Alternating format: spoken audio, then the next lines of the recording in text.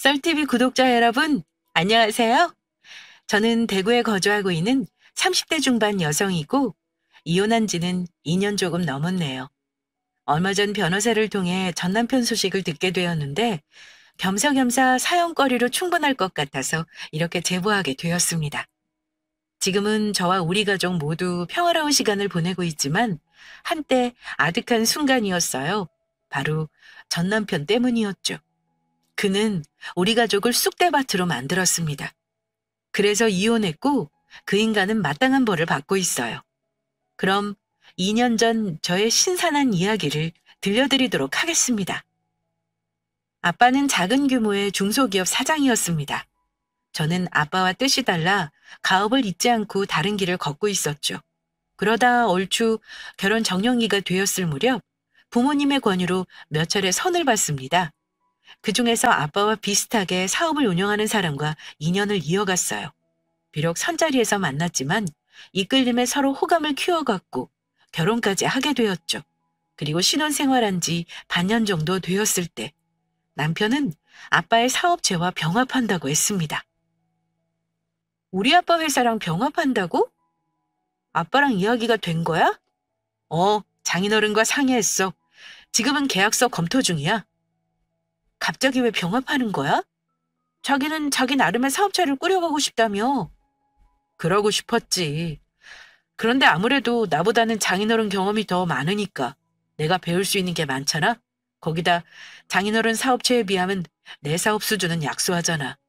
무슨, 자기도 나름대로 잘하고 있는데. 왜? 혹시 회사에 무슨 문제라도 있어? 그래서 아빠 회사랑 병합한다는 거야? 그렇게 큰 문제는 아니고 그냥 나도 장인어른처럼 빨리 성공하고 싶어서 그렇지. 자기 이미 성공했잖아. 이 나이에 그 정도 사업 꾸리는 게 얼마나 대단한 건데. 그런가? 이상하게 난 만족을 못하겠어. 더 나아가고 싶고 하루빨리 높이 올라가고 싶어. 그래서 장인어른 도움이 필요한 거고. 자기가 그렇게 생각하고 있을 줄은 몰랐어. 신중히 생각하고 결정한 거지? 그럼 다음 주에 병합 진행하고 본격적으로 회사 키워내갈 거야.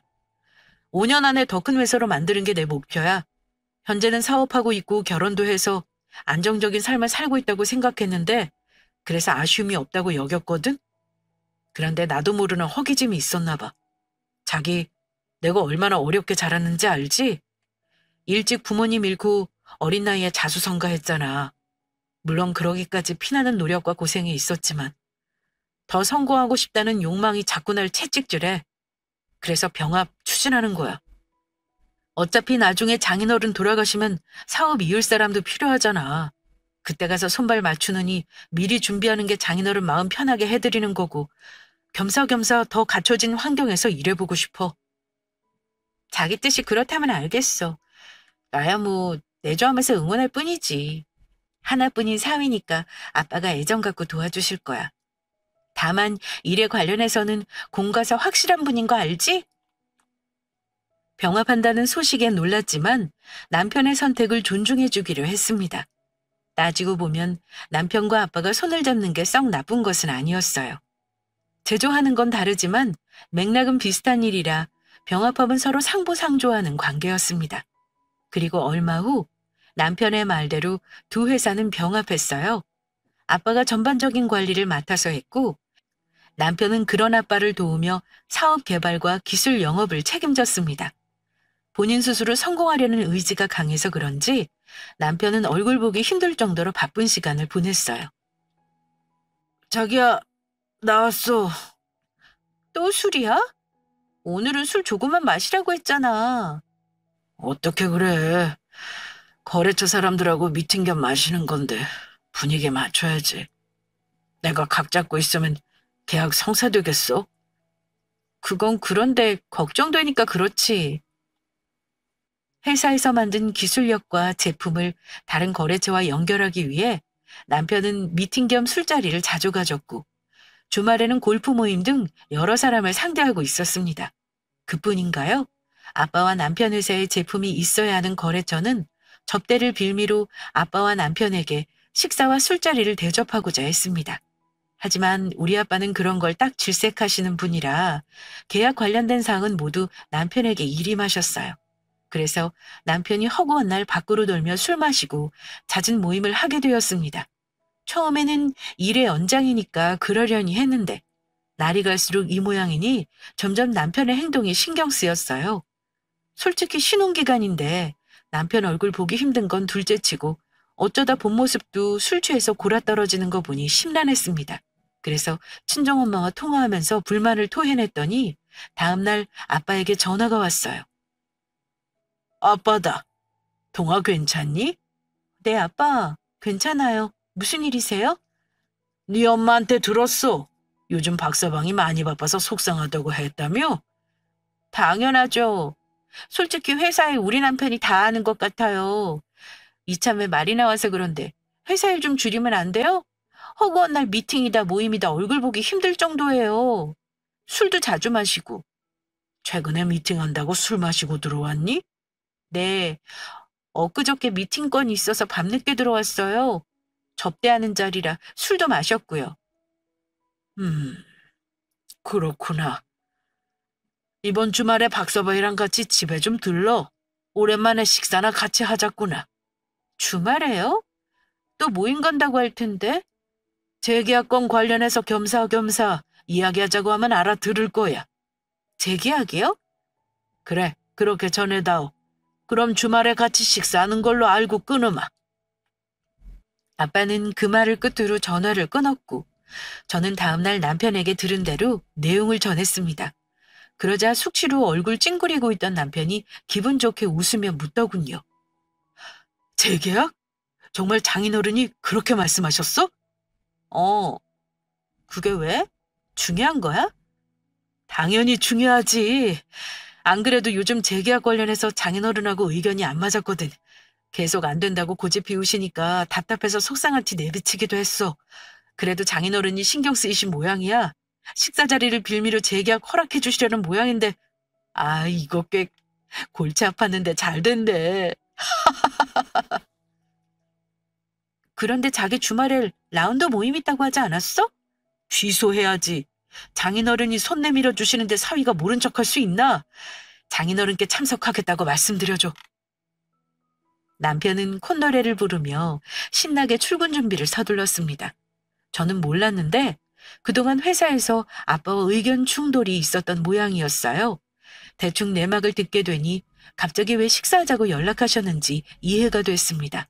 그렇게 주말이 되자 우리 부부는 친정에 방문했고 함께 식사하며 이런저런 대화가 오갔죠. 그러다 남편이 아빠 눈치를 슬쩍 보더니 재계약 이야기를 꺼냈습니다. 장인어른, 아내한테 듣기로 식사하면서 재계약 관련해서 하실 말씀이 있다고 하던데. 그렇지. 그 일 관련해서 자네한테 하고 싶은 말이 있었는데 회사에서는 듣는 귀도 많고 보는 눈도 있고 해서 이렇게 겸사겸사 자리 마련했네. 자네 혹시 장 대표랑 따로 만났었나? 아니, 장인어른께서 그걸 어떻게... 장 대표가 그러더군. 자네랑 재계약 관련해서 협상 미팅 진행하고 있다고. 안 그래도 말씀드리려고 했는데 반대만 하실 것 같아서 제가 따로 사전 미팅 잡은 거예요. 이왕 말이 나왔으니 여기서 말씀드리겠습니다. 장 대표님과 술자리를 가지며 재계약 협상해봤는데 자네 정말 실망이구만. 네? 내가 더 이상 장 대표랑 엮이지 말라고 하지 않았나? 왜 자꾸 인연을 쌓는 게야? 자네가 장 대표랑 따로 만나는 걸 본 사람이 있어. 그래서 한번 떠본 건데 정말 만났을 줄은 몰랐네. 난 자네를 믿었어. 그런데 어찌 날 이리 무시하고 독단적으로 행동할 수 있나? 식사하면서 자연스럽게 회사 이야기로 흘러갔고 남편의 이야기를 들은 아빠는 참았던 화를 터뜨리며 꾸짖기 시작하셨습니다. 네, 맞습니다. 제 마음대로 장 대표 만났어요. 하지만 제가 오죽하면 그랬겠습니까? 말만 꺼내면 반대부터 하시는데 다른 방도가 없잖아요. 저번에도 말씀드렸지만 장 대표랑 재계약해야 합니다. 우리 회사에 불필요한 존재가 아니에요. 글쎄 안 된다니까. 그 사람이 어떤 사람인지 정말 몰라서 그래? 압니다. 이 바닥에서 돈으로 사람 매수하는 게 특기라고 소문난 자죠. 하지만 우리가 매수 안 당하면 그만 아닙니까? 그래요. 뒤가 구린 건 분명하죠. 하지만 사람 말고 보유하고 있는 회사 기술력만 봐주세요. 절대 무시할 수준이 못 된다는 거 잘 아시잖아요. 우리 사업체에 꼭 필요한 협력 업체라고요. 그건 대체할 다른 업체 찾아보면 돼. 장인어른, 장 대표가 우리 회사 임원한테 뒷돈 주고 기술력 공유했던 사건이 있었어. 법정 싸움까지 가고 난리도 아니었지.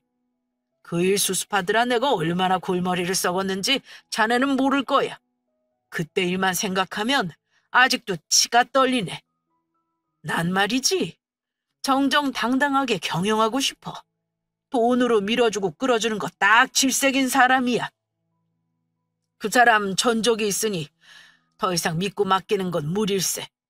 물론 자네가 매수당할 거로 생각하지 않지만 그래도 난 말일세. 그런 사람과는 아예 싹을 자르는 게 맞다고 봐. 저는 생각이 다릅니다. 오로지 회사에 이로운 것만 생각하겠어요. 그 사람이 보유한 기술력 딱 그거 하나만 보고 가고 싶습니다. 이 업체 말고 대체할 곳 찾기 힘듭니다. 어느 세월에 찾아서 협상하고 계약하냐고요. 계약 만료가 코앞인데. 그건 걱정하지 말게. 안 그래도 다른 업체 물색하고 있으니 꼭 계약할 곳 찾아낼 거야. 장인어른! 계약 관련된 사항은 엄연히 제 영역입니다. 저한테 다 일임하셨잖아요. 그래도 이번 건은 안 된다니까. 아빠와 남편은 의견이 좁혀지지 않자 조금씩 언성을 높였습니다. 그래서 불안하게 지켜보고 있던 엄마와 제가 가까스를 중재하며 상황을 무마시켰어요. 아빠는 깊은 한숨을 내쉬며 방으로 들어가셨고 한순간에 식사 분위기는 엉망이 되었습니다. 그래서 우리 부부도 집으로 돌아와야만 했죠. 남편은 한동안 이런저런 한숨을 쉬며 힘들어하는 듯 보였습니다. 그래서 고민 끝에 제가 대신 아빠를 설득해야겠다 싶어 연락을 드렸죠. 하지만 아빠는 매몰차게 제 부탁을 거절하셨습니다.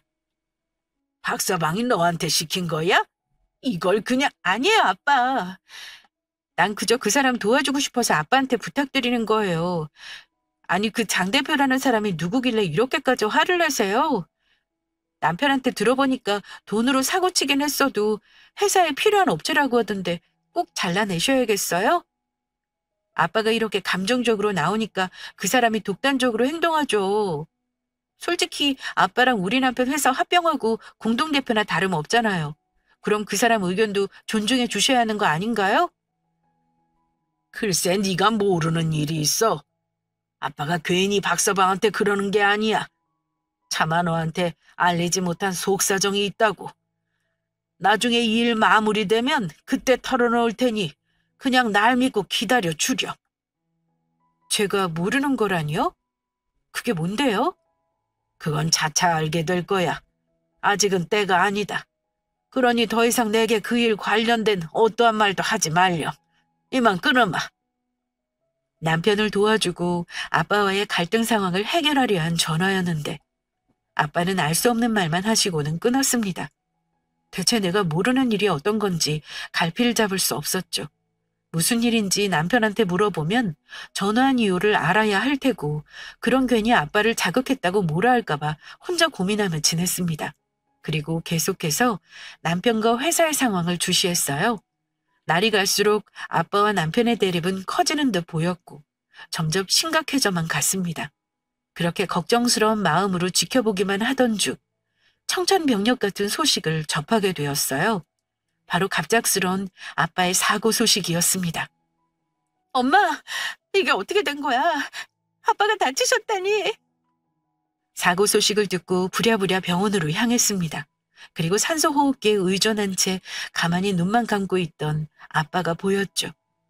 엄마는 저와 같이 울고만 계셨고 의사와 이야기 나누고 돌아온 남편에게 아빠가 왜 다치셨는지 그 이유를 들을 수 있었습니다. 근래 무리하셨어. 이러다 쓰러지신다고 연세도 있으니 날 믿고 맡겨달라고 말씀드렸는데 장 대표 만난 거로 단단히 미운 털 박혔나 봐. 도무지 날 믿지 않고 혼자 그 많은 일을 처리하더라. 그러다 사고가 난 거야. 혼자 쓰러져 계신 거 발견해서 내가 병원으로 모시고 온 거야. 무슨 사고? 무리하게 일하시다 쓰러지신 것 같아. 그런데 하필 계단에서 쓰러지시는 바람에 굴러떨어지면서 머리가 크게 손상을 입으신 듯해. 뭐? 어떡해? 어쩌면 좋아. 그래서 의사가 뭐래? 우리 아빠 깨어날 수 있대? 장담할 수 없대. 연세도 있고 사고 당시 머리 손상이 커서 지켜봐야 한다더라. 현재 뇌 반응이 심상치 않다고 하는 거 보니까 까딱하면 뇌사 판정 떨어질 수도 있을 것 같아. 뇌사라고? 엄마는 남편의 말을 듣고 그 자리에서 울다 실신하셨습니다. 저 또한 큰 충격을 받았지만 엄마를 보살펴드려야 했어요. 남편은 아빠의 빈자리를 채우기 위해 회사로 갔고 저 혼자 엄마와 아빠를 케어했습니다. 아무런 반응 없이 누워있는 아빠의 손과 얼굴을 닦으면서 참았던 눈물을 터뜨렸고 신께 얼마나 빌었는지 모릅니다. 제발 우리 아빠 깨어나게만 해달라고 수없이 빌었어요. 그러나 신은 저를 외면하는 듯 했습니다. 2주가 넘어가도 아빠는 깨어나지 못하셨죠. 그 와중에도 남편은 연락 한 통 없었고 찾아오지도 않았습니다. 제가 전화를 걸어도 바쁜지 잘 받지도 않았어요. 그러다 병원으로 아빠 친구이자 변호사인 아저씨가 우리를 찾아왔습니다. 아저씨 오셨어요? 그래, 네 아빠 소식을 너무 늦게 들었어. 인제 와서 미안하다. 별 말씀을요. 그런데 어떻게 알고 오신 거예요? 따로 연락 안 드렸는데. 혹시 제 남편이 아저씨한테 연락한 건가요? 며칠 전에 회사 일로 연락이 왔어. 그렇구나. 바쁜지 제 전화를 잘 안 받던데. 그러게, 많이 바쁜 것 같더라고. 이 친구 이렇게 쓰러져 있으니 혼자 감당하려면 바쁘겠지. 그 와중에 회사 상속 문제까지 처리하려면 골치 아플 거고. 네? 상속 문제라뇨? 아니, 모르고 있었어? 나한테 상속 관련해서 이것저것 확인하고 묻던데. 그게 무슨 소리예요? 아빠 깨어나실 건데 상속이라뇨? 아이고, 이런. 박서방이 걱정할까봐 너한테는 말 안 한 모양이구나. 박서방이 의사랑 통화해서 확인했대. 깨어나기 힘들 거라고 했다더라. 그래서 미리 상속 준비하려는 것 같아. 네 아빠 일은 안 됐지만 회사는 굴러가야 하니까. 아빠가 이렇게 누워있다고 회사가 망하는 건 아니잖아요. 그야 그렇지. 하지만 장기전으로 봤을 때는 박서방 말대로 하루빨리 상속받는 게 안정적이지 않을까 싶어. 아저씨가 무슨 뜻으로 하는 말씀인지 이해됐지만 그래도 말 한마디 없이 상속받을 준비하고 있다는 게 괘씸했습니다. 아저씨한테 전화할 시간에 아빠 좀 어떠냐고 연락 한번 못하나요? 너무 서운해서 엄마한테 잠시 아빠 맡기고 집에 다녀온다 했어요. 겸사겸사 갈아입을 옷도 챙길 겸 말이죠. 그렇게 오랜만에 집에 도착했고 현관문을 열고 들어선 순간 나가려던 남편과 딱 마주쳤습니다. 그런데 남편의 깔끔한 차림새가 묘하게 거슬리더군요. 남편은 저를 보자마자 당황한 기색을 내비추더니 어색하게 웃으며 말했습니다. 왔어? 오랜만이네. 응, 옷 좀 챙기러. 자기 어디가? 회사? 아니, 그냥 미팅이 있어서 나가려고. 미팅? 그럼 또 술 마시는 접대 자리 나간다는 거네? 자기야, 아빠가 저렇게 누워 계시는데 이 상황에선 그건 아니지 않아? 그게 왜? 왜라니? 아빠가 못 깨어나서 저렇게 누워 계시잖아. 자기는 우리 아빠 걱정 안 돼? 그날 이후로 연락 한 통 없고 아빠 보러 들리지도 않았잖아. 그건 어쩔 수 없었어. 장인어른 못 깨어나고 누워있는 거 뻔히 아는데 괜히 연락해서 어떠시냐고 물어보면 뭐해? 자기 마음만 더 아프지. 그리고 나 잠 한숨 못 자고 계속 일만 했어. 장인어른 자리 채우느라 누구보다 바쁘게 일했다고. 잘 알지도 못하면서 그런 식으로 말하지 마. 그래, 자기 바쁜 거 잘 알지. 일하랴 상속받을 준비하랴 얼마나 바빴겠어? 뭐? 아빠 병실로 아저씨가 다녀가셨어. 상속 이야기 꺼내시더라? 자기 나 몰래 상속받을 준비하고 있었더라. 아무리 그래도 우리 아빠 지분이 있는 곳인데 자기 마음대로 상속 준비하는 건 아니지 않아? 진정하고 우선 내 말 좀 들어봐. 자기 힘든 거 뻔하니까 괜히 말해봤자 좋게 안 들릴 것 같아서 상황 좀 지나가면 말하려고 했어. 그래도 말했어야지. 아빠 일이고 내가 아빠 딸인데 내가 알 권리는 있어야 하는 거 아니야? 아무리 회사 일이 중요하다지만 자기 장인어른이야. 어떻게 그렇게 냉정하게 상속받을 준비를 할 수 있어? 그럼 어떡하라고? 장인어른 상태 걱정된다고 마냥 가만히 있을 수만은 없잖아. 나 공동대표야. 장인어른 대신 나라도 회사를 책임져야지. 내 마음이 어떤지도 모르면서 못된 놈 만들지 마. 아마 깨어나시면 나더러 잘했다고 칭찬하실걸? 이 회사 장인어른이 어렵게 고생해서 키우신 거잖아. 장인어른 쓰러지셨단 소문 돌아서 회사 여기저기 난리가 났어. 내가 어떻게든 수습해야 할 거 아니냐고. 그러다 이참에 상속받아서 빨리 안정시키는 게 낫겠다 싶어서 변호사님께 연락드린 것뿐이야. 별 뜻 없어. 이게 다 장인어른을 위한 행동이었다고. 대체 날 어떻게 생각하는 거야? 장인어른 쓰러져서 좋다고 상속 처리할 놈으로밖에 안 보여? 그게 아니라 난 됐어. 자기한테 정말 실망이야. 남편은 더 이상 대화를 거부하고 집을 나섰습니다. 저는 정말 뭐가 어떻게 돌아가는지 정신이 하나도 없더군요. 대화로 풀어보려고 해도 남편은 연락도 안 받고 집에 들어오지도 않았습니다. 계속 남편을 기다리고 있을 수 없어서 다음날 짐을 챙겨 병원에 갈 준비를 하고 있었죠. 그런데 엄마에게 전화가 오더군요. 엄마 미안. 내가 어제 너무 피곤해서 못 갔어. 지금 출발할 거야.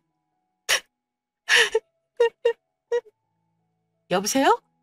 엄마, 울어? 왜 그래? 무슨 일이야? 아빠한테 무슨 문제 생겼어? 그런 거야? 네 아빠 깨어나셨어. 뭐? 알겠어.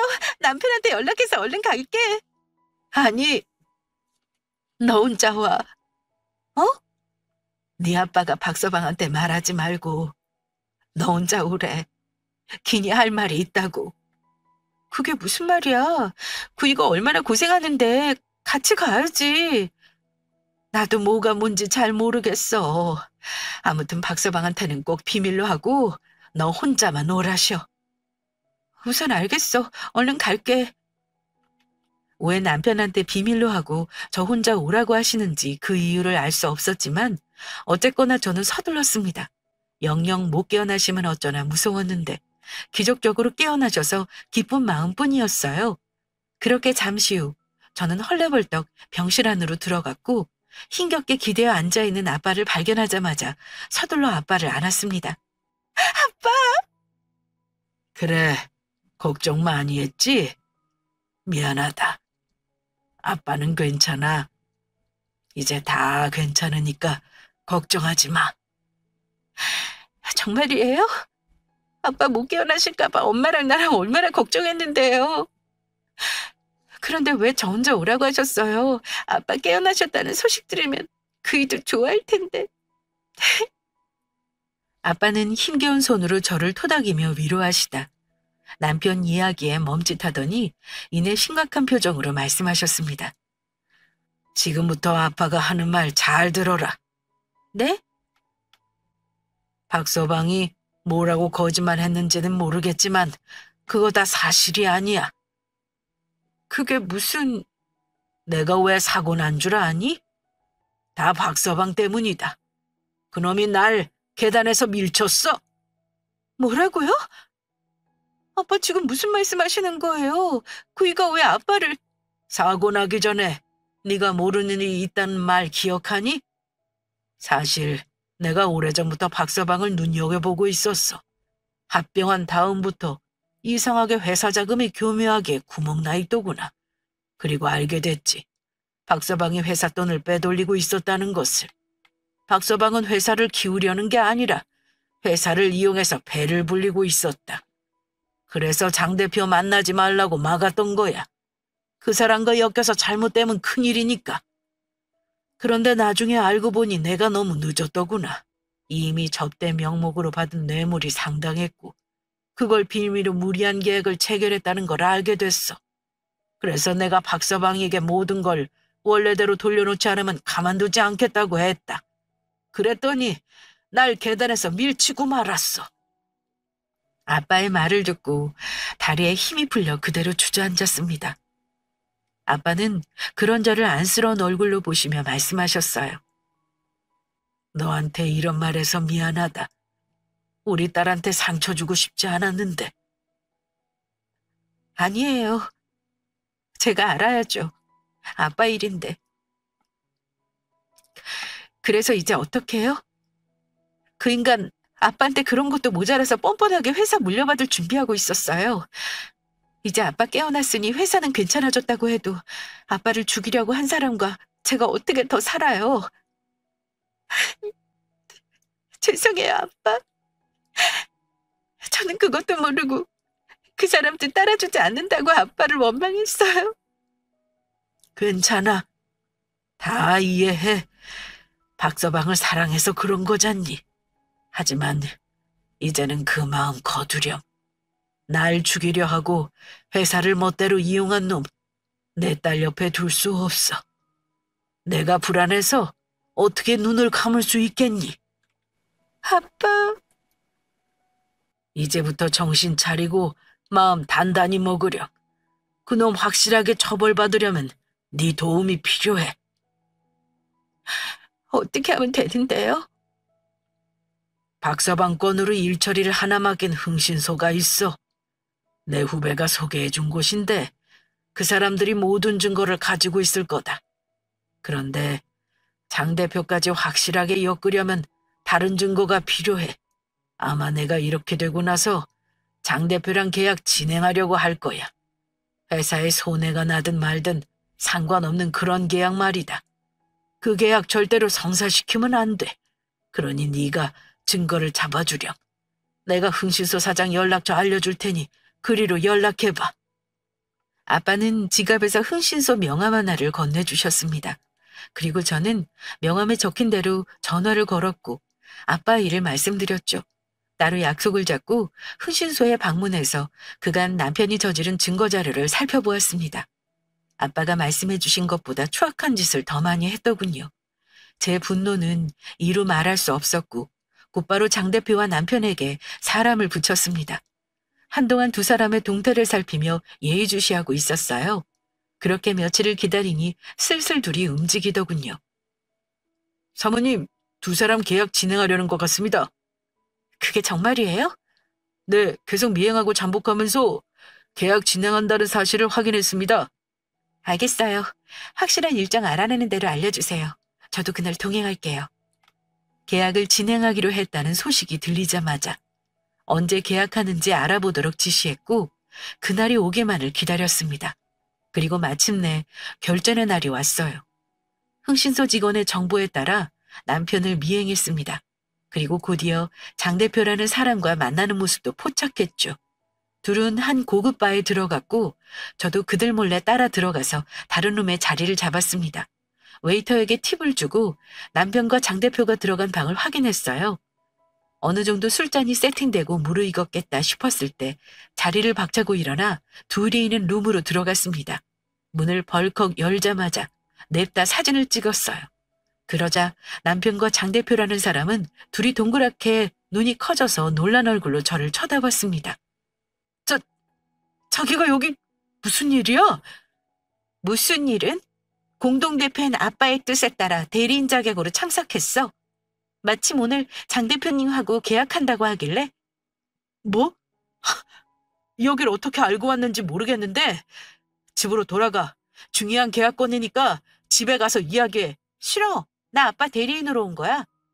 자꾸 무슨 대리인 타령이야. 의식도 없이 누워 계시는데. 어머, 모르고 있었구나. 우리 아빠 깨어났는데. 뭐? 깨어나셨다고? 나한테 회사를 위임하셨다는 서류 보여줄까? 저는 미리 아빠한테 받은 위임장을 꺼내서 보여줬고 남편은 서류를 읽어보더니 소스라치게 놀라서 물었습니다. 말도 안 돼. 너 이거 범죄야. 서류 조작하면 큰일 난다고. 속고만 살았나? 왜 이렇게 사람 말을 못 믿어? 아빠가 깨어났으니까 장 대표랑 계약하는 현장 잡으려고 온 거 아니겠어? 그런데 내가 타이밍을 잘 맞췄나 봐. 여기 계약서가 떡하니 있네. 이건 회사 변호사님께 잘 전달할게. 일이 안 되나? 지금 뭐 하는 거야? 아, 맞다. 아빠가 대신 물어봐 달라고 한 게 있는데 대답해 줄래? 자기 그날 계단에서 우리 아빠 왜 밀었어? 뭐, 뭐? 제가 모든 걸 알고 있는 듯 말하자 남편은 놀라서 그 자리에 주저앉았습니다. 아무리 생각해도 참 소름 끼치는 것 같아. 네가 우리 아빠 죽이려고 밀어놓고 어떻게 사고로 위장할 수 있니? 그러다 아빠 깨어나면 어쩌려고. 그래, 그래서 의사한테 계속 캐물었겠지. 아빠 상태 어떤지, 깨어날 가망 있는지. 난 그게 걱정되어서 회사를 위해 그런다고 생각했어. 근데 아니었던 거야. 네 죄를 덮기 위함이었지. 근데 넌 거기서 멈추지 않고 뻔뻔하게 회사 물려받을 준비까지 하더라? 넌 아빠가 영영 못 깨어날 거로 생각하고 회사 물려받아서 지금처럼 구린 짓 하며 살려고 했지? 그런데 어쩌니? 네 계획 다 끝났는데? 이래서 사람 일은 모른다고 하나 봐. 아빠가 깨어날 줄 상상이나 했겠어?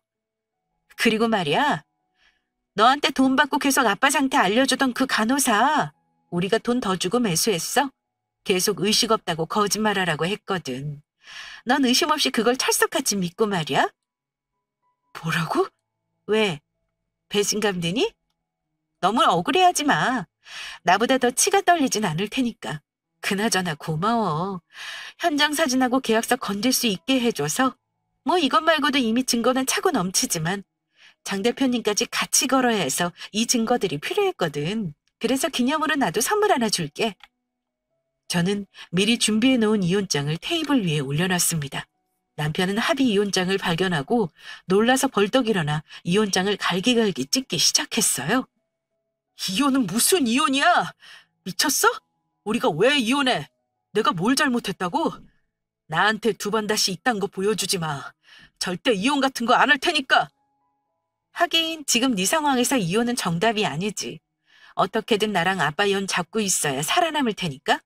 하지만 난 너랑 같이 살 생각이 없어. 소름 끼치고 추악해서 두 번 다시 엮이고 싶지 않아. 그러니까 그렇다고 찢는다고 소용없다는 소리야. 그깟 종이 쪼가리 찢어버린다고 내가 너랑 못 헤어질 것 같니? 네가 우리 아빠를 계단에서 밀치기 전에 흥신소에서 네 뒤를 캐고 다녔어. 증거까지 다 확보해놓은 상태인데 오늘 증거까지 더해지면 넌 정말 끝이겠다. 뇌물수수, 횡령, 살인미수. 이 많은 죄 어떻게 감당할래? 넌 반드시 나랑 이혼하게 될 거야. 버텨도 소용없다고. 저는 몸을 돌려 룸을 빠져나가려고 했어요.